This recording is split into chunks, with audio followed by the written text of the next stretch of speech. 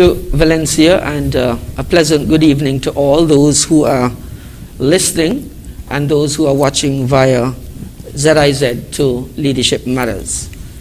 I first of all would like to commend the task force who has worked tirelessly over the last 7 months to have us in this unenviable position. As it stands today, we have had 19 cases of the COVID-19 and all have recovered. On October the 31st, Saturday coming, will be a signal moment in time for the Federation. Our borders will be tested significantly. As it stands today, two schools of thought. On the one hand, we have persons who would wish the borders to be open. And on the other hand, we have persons who would wish the borders not to be open. Obviously, both positions are diametrically opposite. However, the Federal Cabinet, along with the advice of the NIOC, the task force, has come to the conclusion that we have to open our borders come October the 31st. But what does that mean? We have over the several months been given advice through different media platforms about the necessity of ensuring physical distancing, of ensuring we make sure that we sanitize properly. And so I believe that over the last several months, we have become accustomed to what is necessary to ensure our safety. However, I must stress that come a Saturday, we will be in an entirely different space. And so our positions will be very well tested come Saturday. But I'm confident that given the learnings and the teachings that we've had over the last 7 months, we would ensure that we keep safe. However, our reopening, things must clearly be very different. As a destination, we have to differentiate ourselves from the others. We have to ensure that our safety protocols are satisfied, because if we don't, then we put ourselves in a position of contamination. We have had the difficult position to determine whether or not we have a difficulty with the COVID-19, or as it stands now, tourism being the #1 economic driver and attracting some 6,000 plus persons in the industry are on the breadline. I had the opportunity today to meet with the taxi and tour operators for near shy 4 hours.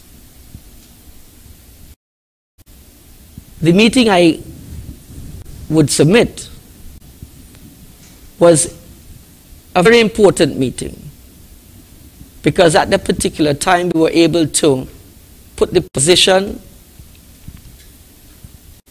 of the state of the industry to the taxi and tour operators as it stands today.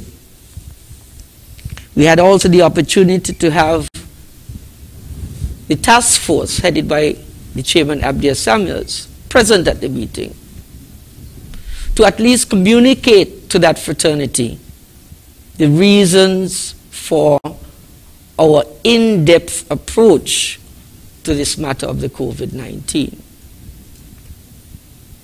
Of course, there were very many concerns raised by individuals in that fraternity.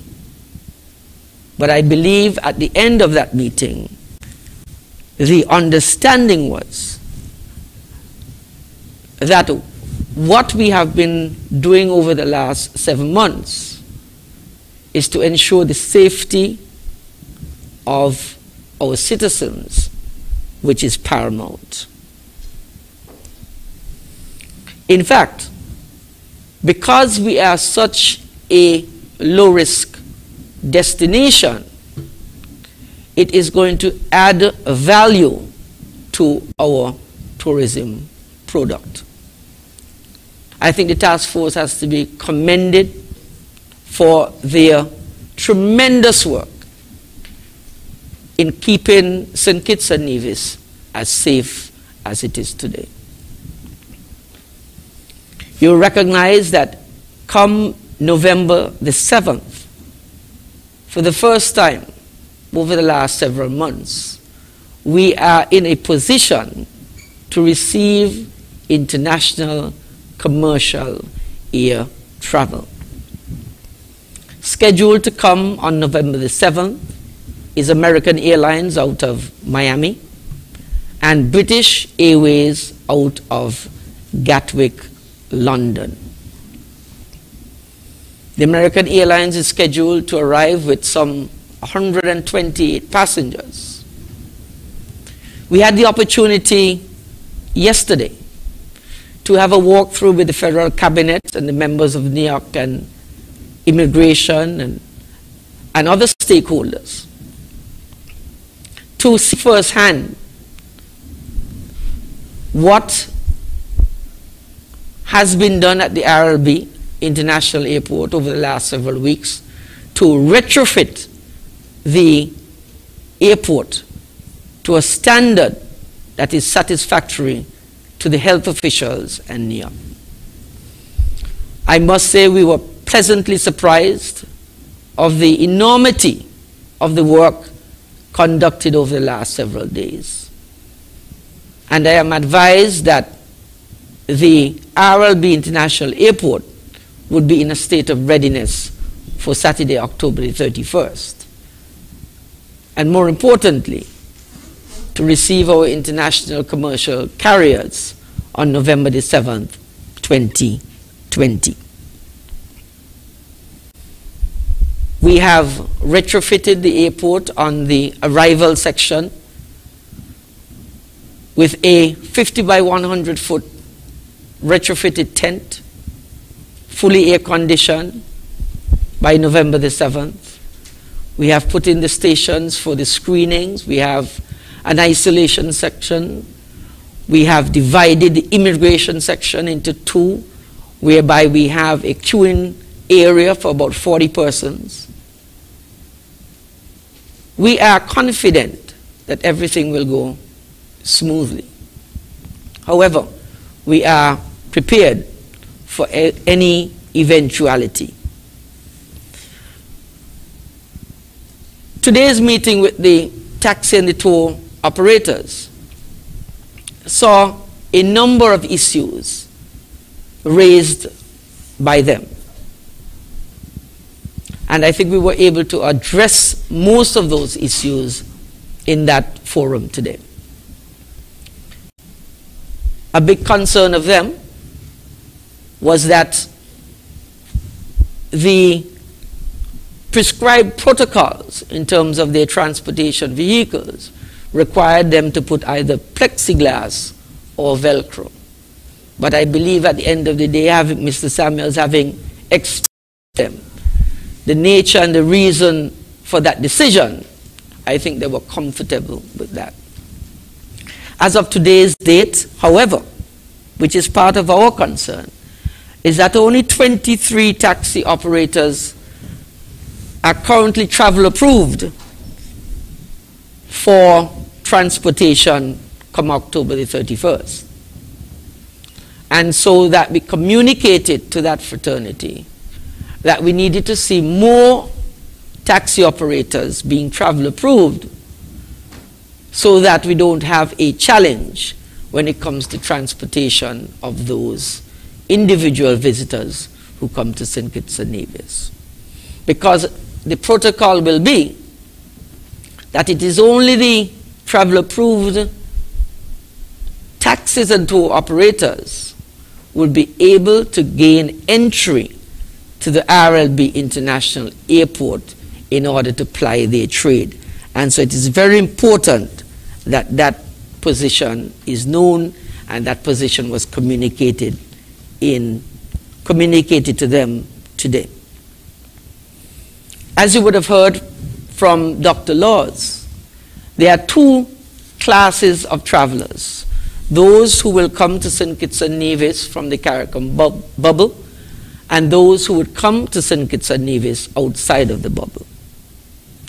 Those who come to St. Kitts and Nevis within the CARICOM bubble will have a certain number of hotel and properties available to them, which are in the CARICOM bubble, the Hermitage Inn, the Hamilton Beach Villas and Spa, Montpelier Plantation and Beach, Nevis Golden Rock Inn, Paradise Beach Hotel, Pinnis Beach Hotel, Sugar Bay Club, and Timothy Beach Resort.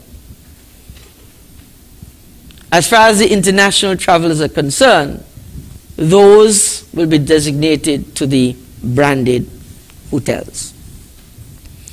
I believe we have worked tirelessly over the last 7 months to put the necessary protocols in place, have communicated the necessary message to the community, and I am confident that come October the 31st and beyond, we will have smooth travels. But I should emphasize that what happens here on is determined by what every single citizen does. And so we expect that every single citizen would appreciate that the COVID-19 pandemic is real. We need every single citizen to understand that the wearing of masks is essential. The sanitization of their hands is essential. The social distancing is essential for us to maintain our position as it stands today. If we look at our Caribbean brothers and sisters, and if we take, for example, St. Lucia, I think it was only yesterday that St. Lucia saw the highest number of COVID cases, and I think it was 9. We have to ensure that not only do we ensure that our citizens are safe, but our visitors alike. And we will take every conceivable position to ensure that that position is maintained. And so I want to commend the citizens of St. Kitts and Nevis in advance for ensuring that the protocols which we have established over the last 7 months are maintained to ensure that each and every citizen of the country is kept COVID-free. And with those few remarks, I will end. Thank you very much.